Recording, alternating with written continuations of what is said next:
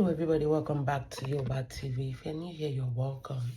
Kindly click that subscribe button on your screen, like, comment, and share this program. Ẹ káàbọ̀ yín, ṣàlàáfíà ni mo bá yín. Àdẹ̀kú gbogbo rògbòdìyàn tó ń ṣẹlẹ̀ lórí social media ọmọ yìí o. Bàbá ẹ gba ìyìn wa. Àmọ́ pé léyìí la máa fi kẹ́sẹ̀ December. Ṣùgbọ́n ó ti yí náà nìyẹn. Àdẹ̀kú bá ṣe tẹ̀ síra wa lójú lánàá. Sometimes I need there. Sometimes I want to remind ara wa who the boss is. Bó ṣe rí nìyẹn. Ẹ̀yin èèyàn mi, ẹ jẹ́ àtúnkànú sí. A ṣì wà lórí ọ̀rọ̀ yìí. Orí ẹ̀ náà la ṣì máa wà. Ọ̀rọ̀ Vicky James àti Lizzy ni. Ṣé mọ̀ pé a ti kọ́kọ́ sọ ọ̀rọ̀ Ifeoma àti Lizzy. Bí Ifeanyi Chukwudẹ lórúkọ ẹ̀. A ti sọ̀rọ̀ ẹ̀ àti Lizzy. Ní tilẹ̀ tọ́lọ́run tá a bá ní ṣàbòsí. Nǹkan tó sọ nǹkan burúkú ni. Kì í ṣe nǹkan tó yẹ kéèyàn gbẹ̀yìn ọdún pẹ̀lú. Irrespective of anybody tó bá sọ sí. Wọ́n ní mo sọ pé kàn ń jà fún Lizzy ni ẹ̀ ń jà torí ti Lizzy ni. But at the same time, ẹ rántí pé orúkọ Portable wà ń bẹ̀. Orúkọ D1 náà wà ń bẹ̀. Àwọn náà ní ìyá wọn ní bàbá. Tí D1 yẹn gangan ni ò tiẹ̀ yé mi because mo ń wò pé kí ni D1 ṣe tó fi máa sọ pé kọ́tẹ̀ ẹ̀ ṣẹ̀wọ̀n kò ṣe anything. He's a very very cool guy. He's a very cool guy. Cool to the core.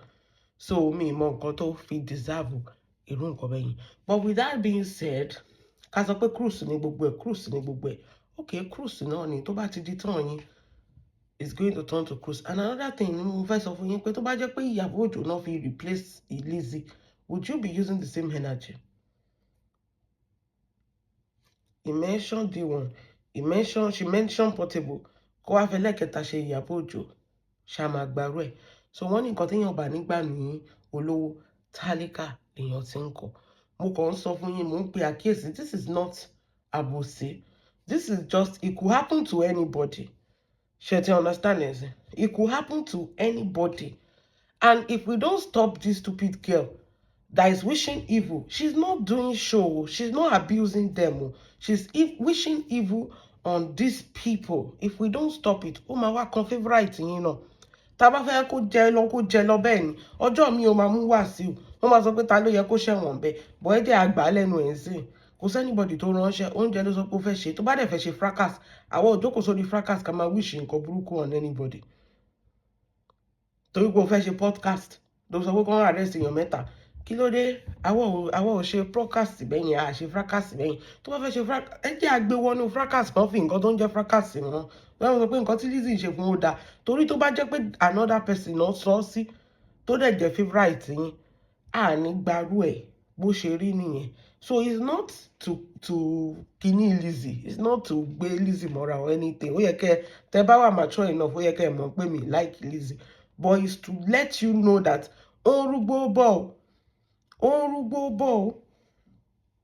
Bẹ́ẹ̀ ni, ó ń rúgbó bọ̀. Màkànmákàn dẹ̀ ni ó máa kàn yín. Kò sí pé kíní ó máa ṣe tó máa kàn yín. Ẹ jẹ́ kó lọ ká àwọn ọmọ ìlú ẹ̀. Kò sí celebrity ìlú wọn ni. Kí ló dé pé àwọn Yorùbá celebrity yẹn? Kí ló dé pé àwọn nìkan ló dárúkọ ẹ̀ síbẹ̀? Bẹ́ẹ̀ ni, tẹ́ni tàkìsà ń ta àtọ̀. Ẹ jẹ́ kó lọ ká àwọn ọmọ ìlú ẹ̀ wá náà. Àbí mi mọ̀ bẹ́ẹ̀ ṣe fẹ́ kí n dá ẹjọ́ yìí o. Ẹ jẹ́ kó lọ kó àwọn ọmọ ìlú ẹ̀ wá. Kó máa dárúkọ àwọn ọmọ ìlú ẹ̀ pé wọ́n máa ṣẹ̀wọ̀n. Ṣáwọn gan máa gbà. Ṣèbí Two-Face ọmọ ìlú kan ni wọ́n. Àbí àwọn wo ló wà ń bẹ̀? Peter tó ṣe wà ń bẹ̀. Kókó wọn pé gbogbo wọn máa ṣẹ̀wọ̀n kan tó yìí tó parí. Kò sí kàlás, kò sí wàhálà. But lórí tí Yorùbá yìí o, it could be anybody. The same energy tí mo lò náà ni màá lò tó bá jẹ́ pé anybody ni. Bẹ́ẹ̀ ni, the same energy tí mo lò náà ni mo máa lò. Because this is way overreaching for me. That is what I feel. This is way overreaching. That is that for that. If you don't like it, you can only love for what God go no. I don't care about you. If you don't like it, only love for your God go no. That's that for that. Number 2, let us go to Lizzy versus Vicky James. Ṣé mọ̀ pé a ti gbé Lizzy àti Ifeanyi Chukwudẹ. Now, Lizzy versus Vicky James. Mo sọ pé ẹ gbọ́dọ̀ lè dissect ọ̀rọ̀ one after the other for you to be able to understand what is actually happening. So let's move to Lizzy versus Vicky James. Ṣé rí ní orí show yẹn, Thomas Owekele àti Mudajo set up no wá ṣe fún Vicky James. It takes somebody that has ọpọlọ for you to know that they came to set Vicky James up lórí show yẹn. If Vicky James have picked one person, in fact, ìkòkò onígbomi kó gbàyìn ní orí social media lẹ́yìn. Tí ó bá pick Lizzy gan, tó pick Portable, she's going to be dragged. Tó pick D1, I will personally dedicate my time to drag her. Because we like D1. That is one thing about me. Ale Jao. D1 is a cool person. He's a very cool, funny guy. Ale Jao. But when it comes to the reality, ọmọ màá dúró tán fún ẹni. That is one thing tó fẹ́ kó show off fún yín ní orí social media. Whichever option tí Vicky James bá pick ní orí podcast yẹn, she's going to chop am. She's going to chop am. The setup is for Vicky James. One thing they understand in here, they came to set Vicky up. Orí ẹlẹ́dàá ẹ̀ yọ. Ẹ wo ọmọ ọgbọ́n, ẹ wo bó ṣe dáhùn ìbéèrè. Ẹ wo bí ọmọ ọgbọ́n bó ṣe dáhùn ìbéèrè. Ó ní nínú àwọn pípọ̀ wọ̀nyí, òun tó bá yẹ pé fẹ́ẹ́ dá pọn àbáyé. Ó ní òun mọ̀ pé àwọn ọ̀tá ẹ̀ wọ́n máa fẹ́ arrest ẹ̀. Ó lóun mọ Lizzy, ó lè má mọ Lizzy náà. But ó máa mọ Portable, ó dẹ̀ máa mọ D1. Nǹkan tó bá dẹ̀ yẹ kó mọ Very Dark Man, ó máa mọ Portable, ó máa mọ D1. But Lizzy, ó lè má mọ̀ lóòótọ́. Ó lè mọ̀ gan kó jẹ́ pé once in a while ló bí ó kọ́ bá ń come across the video ẹ̀ tí ò mọ story ẹ̀ per se. Ẹnu gbogbo èèyàn ló dáyàn mọ̀. But ọmọ ọgbọ́n ẹ wo bó ṣe dáhùn ìbéèrè. Torí òun fún ara ẹ̀ gan mọ̀ pé set up ní kinní orí ẹ̀ jọ. But still, does that stop her from receiving woto from Lizzy? Ṣé mọ̀ pé Lizzy nìkan ló sì ṣe show fún wọn? Àti ìdúró káwọn méjì tó kù yẹn kan ṣe show. Kẹ wá gbọ́ ọ̀rọ̀ wínníwínní tẹ́ ẹ fẹ́ gbọ́. Tẹ́ wá sọ pé lẹ́yà tẹ́mù ṣàbòsí. Ẹ jẹ́ káwọn méjèèjì tó kù ṣe show. Àbí kán reply podcast yẹn. Kí gbogbo ẹ̀ kúkú wá cast. Then you will understand what I'm saying. Ó ní mo sọ pé nínú list mẹ́ta tó kọ yẹn, kí ló dé tí ò fi orúkọ ọkọ Vicky James sílẹ̀ kẹta? Kẹ wá wo bí Vicky James ṣe máa gbà náà jẹ. Kí ló dé tí ò fi orúkọ ọkọ Vicky James sílẹ̀ kẹta?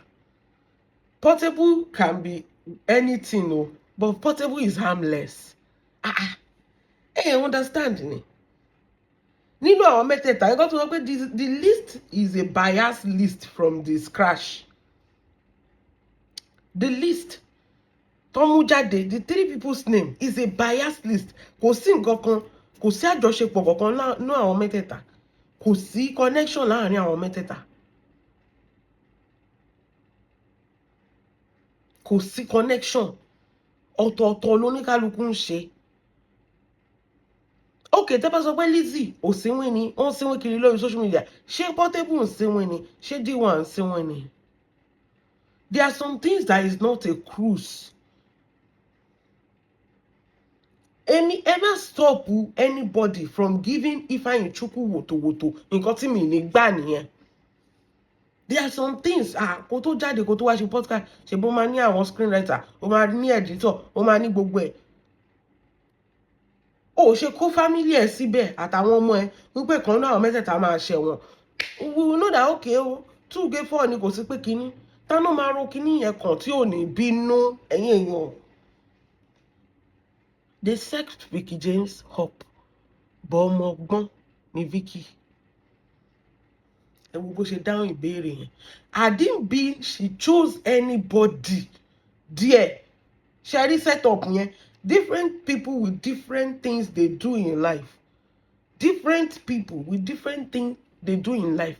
Kò sí anybody tí Vicky James máa pick mẹ́yẹn tí ò ní jẹ̀yà. Kò possible. D1 ní fans o. Portable ní fans. Portable tẹ̀lé fẹ́nu ara ẹ̀ defend ara ẹ̀. Lizzy àtàwọn fans ẹ̀ náà. Kò sí anybody nínú àwọn mẹ́tẹ̀ẹ̀ta kò sẹ́nibọ̀dì nínú àwọn mẹ́tẹ̀ẹ̀ta tí Vicky James bá pick Vicky James sì máa jẹ́ wòtòwòtò wọ́n fẹ́ kẹ́ mọ̀ ni kò sí anybody tó bá pick nínú àwọn mẹ́tẹ̀ẹ̀ta wọ́n make sure pé wọ́n ṣe list yẹn in a way tó jẹ́ pé ọmọbìnrin yẹn ó máa fi ara gbá èèyàn kan wọ́n dẹ̀ máa drag ẹ̀ lórí social media. wọ́n ṣe list yẹn débẹ̀ pé ọmọbìnrin yẹn ó máa fi ara gbá èèyàn kan lórí social media wọ́n dẹ̀ máa drag ẹ̀. gbogbo yín Lizzy deserve it. Yes, Lizzy deserve it. But what about the two other people? Ibi tó bá ṣe kinní nìkan lẹ máa mú ẹ̀ ń gbàgbé. You are forgetting that there is a concept to this thing. Ifeanyi Chukwu should know what she's coming to talk about. If you want to drag somebody, okay, I'm a one bí báyìí mò ń bú Lizzy, gbogbo wa ń bú Lizzy. Ṣáà ń ṣe pé fún. Even wọ́n bá ṣe mọ̀ pé ọ̀rọ̀ ẹ̀ deserve èpè. Ṣáà ń ṣe pé fún. Ṣebí dragging ni. You can drag somebody. But if you wish somebody, ẹ wo two different statements. Mi ò mọ̀ bá ṣe ń gbé ọ̀rọ̀ yìí o. Ó sọ pé ní ìkan náà mẹ́tẹ̀ẹ̀ta kó mú kan náà mẹ́tẹ̀ẹ̀ta tó máa ṣẹ̀wọ̀n number one ẹ kọ́kọ́ gbé sẹ́gbẹ̀ẹ́ ẹ yọ àwọn words yẹn síta lẹ́yọ kọ̀ọ̀kan owó kan dùn mí pé most of you ò law school ni ṣẹ̀wọ̀n ẹ kọ́kọ́ mú ṣẹ̀wọ̀n ẹ̀wọ̀n jẹ́ ibi tó jẹ́ pé wọ́n fi àwọn criminals sí ibi tó ń fi àwọn criminals sí ló ń pè lẹ́wọ̀n èèyàn tó bá ìkànnù ní máa ṣẹ̀wọ̀n ẹ̀yin mẹ́ta ìkànnù wọn máa ṣẹ̀wọ̀n mú èèyàn kan nù wọn tó máa ṣẹ̀wọ̀n ní pé àhámọ́ àwọn òun náà kó sẹ́wọ̀n àwọn tó rí pé wọn ò dín fit láti wà nù society nínú àwọn mẹ́tẹ̀ẹ̀ta tó ń dárúkọ ẹ̀ kò sí eléyìí tó ṣe ok ká sọ pé Portable ẹ̀wọ̀n tí Portable gan ṣé ọ̀rọ̀ kẹ̀kẹ́ kò ṣe kẹ̀kẹ́ náà ni kò sí tààtàrà bígbà táwọn ọlọ́pàá wá gbé kì í fi tààtàrà náà ṣe ẹ̀wọ̀n náà àwọn méjì náà mẹ́tẹ̀ẹ̀ta yẹn kò tẹ̀sílẹ̀ tó ṣì tẹ̀wọ̀n rí wọ́n sọ pé kó mú kan nínú àwọn mẹ́ta ẹ yọ àwọn ọ̀rọ̀ yẹn o mú kan nínú àwọn mẹ́ta tọmọbìnrin yẹn ò bá mú Lizzy nǹkan òun ni mò ń sọ pé ẹ jẹ́ à understand nǹkan tó wà nílẹ̀ tí ọmọbìnrin yẹn ò bá mú Lizzy nǹkan ó yá tó wá lọ mú Portable ṣé wọn ò ní drag ẹ̀ náà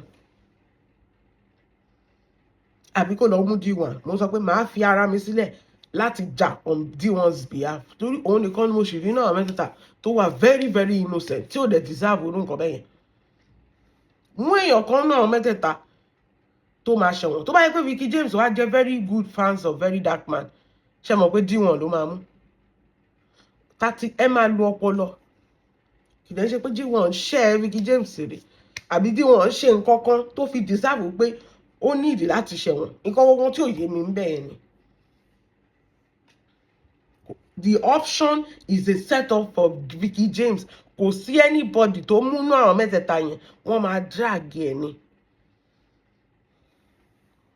òun ni mò ń sọ fún yín pé ọlọ́gbọ́n ló lè ṣe speaker it's not for everybody.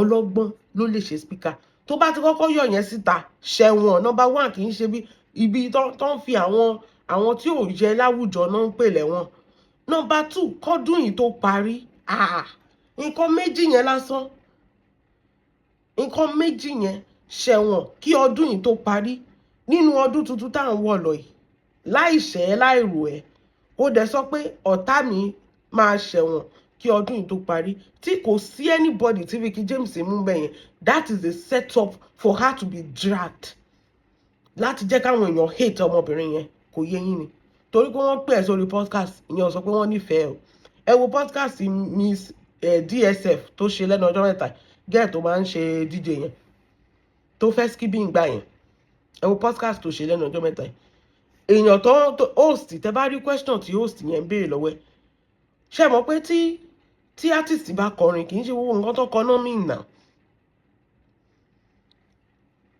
DSF sọ pé I'm a bad bitch kìíní kan host dẹ̀ ń béèrè lọ́wọ́ ẹ pé do you mean that you use girls for different roles you sleep with men around just imagine just from the word I'm a bad bitch host obìnrin ni host yẹn o ó dẹ̀ tún béèrè lọ́wọ́ torí wọ́n invite ẹ sórí podcast ìyẹn ò sọ pé wọn ò ní fẹ́ mú ẹ wálẹ̀.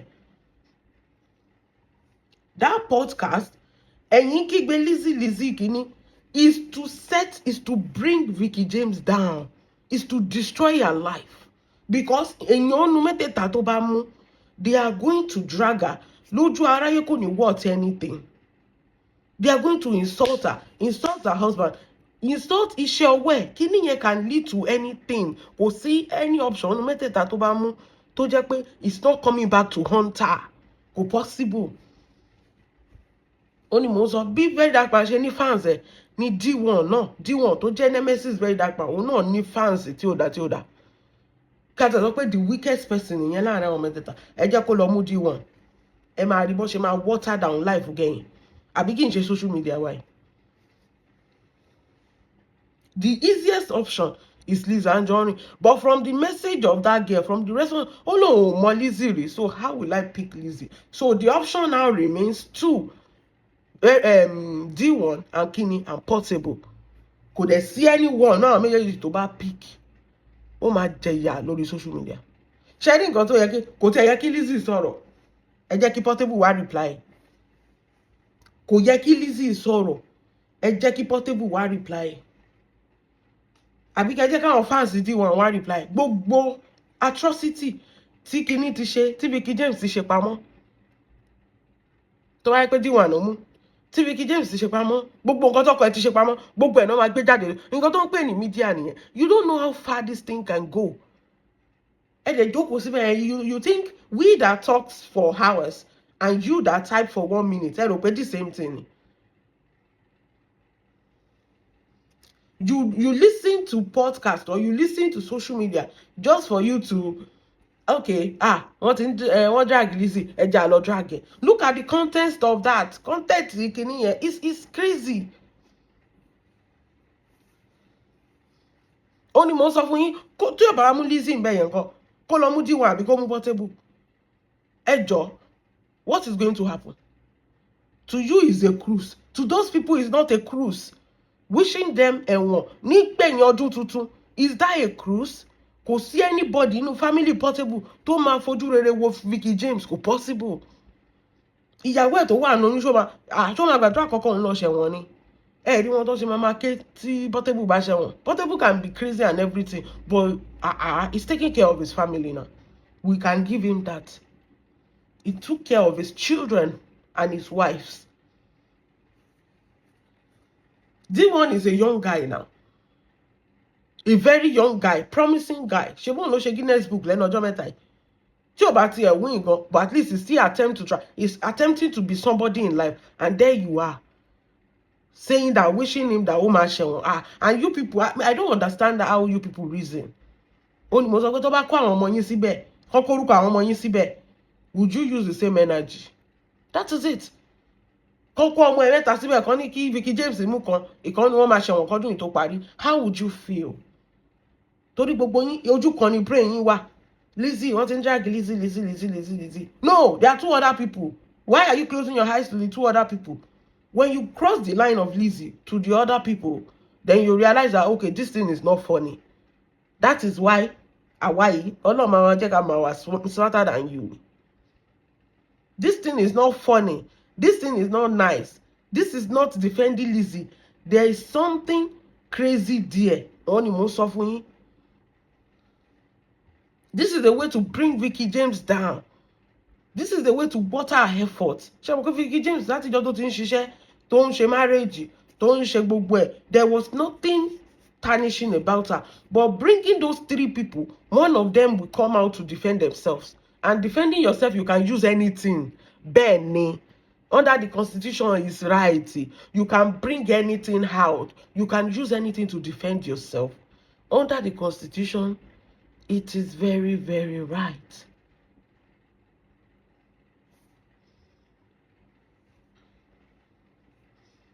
Under the Constitution, it is very, very right.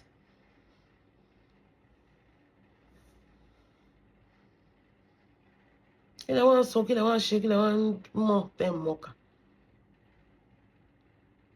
wọ́n jókòó síbẹ̀ wọ́n á parọ́ tó ń ra yín jẹ torí pé ti hate Lizzy àwọn tó kù nǹkan ṣe hate wọn náà. Or if Lizzy's name was not there, would you have said what you're saying? Ó ní mo sọ pé ọ̀rọ̀ yìí gan defamatory kínní ni ó yẹ kán sùn gẹ̀yìn. Ẹ̀yin gan ẹ jẹ́ kó lọ tọ́ ẹ̀wọ̀n wò ṣèbó ń wíṣẹ̀ wọn somebody ni kóun náà lọ tọ́ ẹ̀wọ̀n wò náà. Ó ní mo sọ fún yín pé for anybody that come out for Lizzy, don't put that person under the umbrella of Iyabo Ojo. No, ẹ jẹ́ kó ní kálukú fèsì nǹkan tiẹ̀ squarely ni. Èèyàn tó sọ̀rọ̀ yẹn, she did not come to defend Iyabo Ojo. She knows what she's doing, but all of a sudden gbogbo yín máa gbogbo èèyàn tó bá ti bá Lizzy jà ẹ máa wọ bọ̀ lọ́dọ̀ Iyabo Ojo. No, ẹ jẹ́ kó ní kálukú ẹ̀yin kan fẹ́yàn kan ni. If you go for Lizzy, let Lizzy go for you.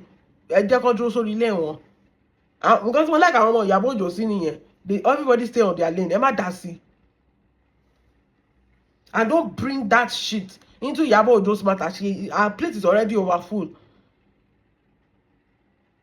If you go for Lizzy, let Lizzy face you. What's the big deal? What is not the big deal? Because she's the victim. How is she a victim? Come on, Sonny. Or if reverse is the case, Lizzy joke to come from nowhere because that's a cool marshal. How would you feel? So go over your podcast. The first podcast go ma ṣe like ó ti sọ̀rọ̀ ẹlẹ́nu now. Okay, tó bá ṣe the second podcast, ta ló máa tún sọ pé ó ṣẹ̀wọ̀n. Ó ní mo sọ pé mọ̀kànmọ̀kàn ni. Ó sì tó bá jẹ́ pé ó jẹ lọ ní táwọn Lizzy nsìn. Tó jẹ lọ ní ti Lizzy Portable àti kìíní. Ó ń bọ̀ wá mú Iyabo Ojo next. Ó ní mo sọ fún torí ẹ̀ ò bá fẹ́ burú. Sórí ibi tó ṣàrà dúró síbẹ̀. Tó bá jẹ́ pé ẹ fi ilẹ̀ kó jẹ lọ ní ti Lizzy Portable àti D1 ni. Ó ń bọ̀ wá mú Iyabo Ojo next. When you see something wrong, you call it out. That is just it. Nǹkan tí mi ò bá sọ nípa ti Vicky James ni pé Lizzy ò ní ìdá ti bú Vicky James náà. Kò ní ìdá ti bú náà. Ọmọ yẹn ò mọ nǹkan kan. Òun náà wọ́n ṣe sẹ́ẹ̀tì orúkọ Lizzy up náà lọ sẹ́ẹ̀tì ọmọ yẹn up náà. Òun náà ò mọ nǹkan kan. Òun náà dé bẹ́ẹ̀ náà béèrè irú question burúkú yẹn lọ́wọ́ ẹ̀ náà. Ó ní mo sọ pé kán mú Mr. Tẹ́rẹ́ síbẹ̀ kán sọ pé nínú Lizzy Portable àbí Mr. Tẹ́rẹ́ ìkan ni wọ́n máa ṣẹ̀wọ̀n. Ẹ rí bó ṣe máa work out kúrò lórí interview yẹn. Kí lẹ wá ń sọ? Kí lẹ wá ń sọ? Lizzy doesn't need to do. Nǹkan tí wọ́n sọ fún yín, Lizzy ò kì í mọ when to stop. Lizzy doesn't need to abuse that woman because she's a guest. She walked into a trap. Vicky James too walked into a trap. She did not know that her enemy are trying to set up trap for her. She want to. This is not a clickbait. This is reality. She walked into a trap. Kò sí option tó bá mú nu mẹ́tẹ̀ẹ̀ta. She's going to collect. They set her up to walk into a trap. She's going to collect. Wọ́n máa ra àràbù fún. Wọ́n máa gbé ọkọ ẹ̀ wá. Wọ́n máa fi gbogbo nǹkan tó ń dùn mọ́nú wọ́n máa fi pálẹ́kún. This is what they call social media. Ó lọ fàáfàá. Ó lè rò pé ó sọ̀rọ̀ ẹyọ kan kó jẹ́ pé they will bring it back for you. Ibi tó sọ dé gan wá bẹ́ẹ̀ wú jáde débẹ̀. Òkú yẹ tó ti kú wá bẹ́ẹ̀ wú jáde wọn. Kí ló ń sọ yìí? Kí lẹ fi ṣeré yìí? But a mọ̀ pé Lizzy máa ṣàṣejù ni, of course. It's Lizzy now. She will always do àṣejù. So kí lẹ wá ń sọ? I will never support something that is as bad as that. And I'm ashamed of most of you. Because what? Only most, so it could be anybody. Ẹ jẹ́ àgbà lẹ́nu ẹ̀. Tó bá fẹ́ búyàn búyàn. Gbogbo àwọn Tosin Da Silva yẹn. Tó máa ń bú Lizzy yẹn. Ṣe bó wọ́n bú ni. Fracas nìyẹn. Kí ló ń ṣe woman now? What this is doing is very bad now. Ṣe bó ń búyàn ni wọ́n ọ̀rọ̀ bí síyàn náà. Wọ́n ní mò ń sọ fún yín. Ife àbí kí ló ń porúkọ ẹ̀ wò ṣàrà dúró sáńgó ẹ̀ tó bá ti cross line ṣé wọ́n pé àwọn mẹ́tẹ̀ẹ̀ta tó dárúkọ D1 nìkan ló dùn mí jù ń bẹ̀ torí mo like. Tó bá cross line ẹ̀ sí àwọn tó wá jẹ́ the most like ones mi Ọlọ́run tèmi máa ju ti Lizzy lọ lórí social media. Tó bá okay ẹ̀yin ẹ̀ ṣe béèrè pé kí ló dé tí ò forúkọ Very Dark Man sí. torí very dark man too is an easy prey lórí social media. Kí ló dé tí ò fi orúkọ very dark man sí? Ń béèrè question débẹ̀. Ẹ̀yin ò ṣe sọ pé kó try ẹ̀ kó forúkọ very dark man sí. Vicky gan tó dárúkọ very dark man gan, she was saying it jokingly. Kí ló dé tí ò forúkọ very dark man sí? Torí pé ó mọ̀ pé àwọn Ratel, they will bring down that your page. Àtẹ̀lé tó ti ń dáná tó ti ń ṣèrè sí o, àtẹ̀lé tó ti ń podcast o, àtẹ̀lé tó ti podcast o, they will destroy that your page. That is it. Ṣé rí pé wọ́n wojú? No, this thing, wọ́n wojú now. Oníkálukú ibi tó dé nílé ayé ìbá defend yourself ló wà. Defend yourself. Use anything to defend yourself. Ẹ rò pé yọ̀kan máa sọ pé ẹlẹ́yà tí mo wà ṣẹ́wọ̀n kò wọ ọdún tó kọjá ẹ wá sọ pé ṣe màá jókòó máa wọ ẹni yẹn ni. Ọmọ ibi tó rò dé máa gbé débẹ̀. Máa send orúkọ ẹ sílé síjẹ̀bù ní kán bá mi sáré parí iṣẹ́ ẹ pápápá. Kí ló ń sọ yìí? Kéèyàn kan sọ pé ẹlẹ́yà tí mo kọ́dún tó parí wà ṣẹ́wọ̀n. Ọlọ́run o. Gbogbo ọdún yìí tí ọdún tó ń bọ̀ máa make sure pé máa bá tiẹ̀ jẹ́ kí n ṣe pé kíní láìṣẹ́ láìrò ẹ̀. Ó ní mò ń sọ fún yín nǹkan tí màá ṣe ẹ mọ̀ pé mi ò kì í fọ́nbù mi ò kì í nǹkan tí màá ṣe máa make sure pé mo bá tiẹ̀ jẹ́ ni kò síbi tó dé wà máa bá ọwọ́ mi bẹ́ẹ̀ ni ṣá. Màá máa wò yín ràn láìṣẹ́ láìrò ẹ̀ láìṣe nǹkan kan sí ẹ láìmọ̀ ẹ rí kò dẹ̀ sọ pọ́tà mi máa ṣẹ̀wọ̀n kí ọdún yìí tó parí. Tẹ́ ẹ̀ bá lè báyé ẹni yẹn jẹ́ ọwọ́ yín ló kù sí o. Ọwọ́ yín ló kù sí. So mi ti round the case yẹn up. Ẹ jẹ́ kí Lizzy kó tẹ́rẹ̀ ẹ̀ lọ́rùn bẹ́ẹ̀ ni. Ẹ dẹ̀ má gbé gbogbo sentiment òṣì yín yẹn tó tẹ́ bá fi sentiment sí ẹ máa drag gbogbo enemy Lizzy sọ́dọ̀ Ìyábọ̀ Òjó jẹ́ kí oníkálukú lọ jàjà rẹ̀. Èèyàn tó bá ti bú Lizzy kó lọ fẹnu ẹ̀ para ẹ̀ lẹ̀. O lè bú Lizzy kó sá wọlé. Òun ni mo sọ pé Lizzy sì nìyẹn o. Ẹ jẹ́ kí Portable padà wá fún. Ẹ jẹ́ kí oníkálukú kó jẹ́ wòtòwòtò ẹ̀. Ó yẹ ká jókòó sí báyìí ká máa enjoy show yẹn ni. Ẹ má defend anybody. Gbogbo bí síyàn ẹ̀ sọ pé kinní kan. Ṣé èébú nìyẹn? Èébú ni pé ó máa ṣẹ̀wọ̀n kọ́dún yìí tó parí ni. Ó ní mo sọ pé ó yẹ kó sùn ẹ̀ gan. Ó yẹ kó sùn ẹ̀. Yeah, Lizzy deserve it. Òun náà ṣe nǹkan tí ò dá. But lórí eléyìí o. Just like that. Lórí eléyìí. Ó ní mo sọ fún yín pé wọ́n fi ṣe preamble ni. Ẹ mọ̀ wọ́n, ó yẹ kẹ́ ti mọ̀ wọ́n lánàá kó tó dé ni. Ó try ẹ̀ wò ni. Mo gbọ́ kinní kan tí mo dẹ̀ ń wò ni pé bó ṣe try ti Lizzy tó jẹ lọ yẹn, she's coming for Ìyábọ̀ Òjó. Tó dẹ̀ mo sọ pé ẹjẹ́ àtẹ́ sí wèrè lójú. She's coming for Ìyábọ̀ Òjó. The next podcast tó máa ṣe iṣẹ́ morúkọ èèyàn tó tún máa dá ni. Ẹ wá jókòó síbẹ̀ yẹn sọ pé Lizzy this have ẹ̀ tó bá wá fún Ìyábọ̀ Òjó kí la wá fẹ́ ṣe? Kí lẹ fẹ́ ṣe?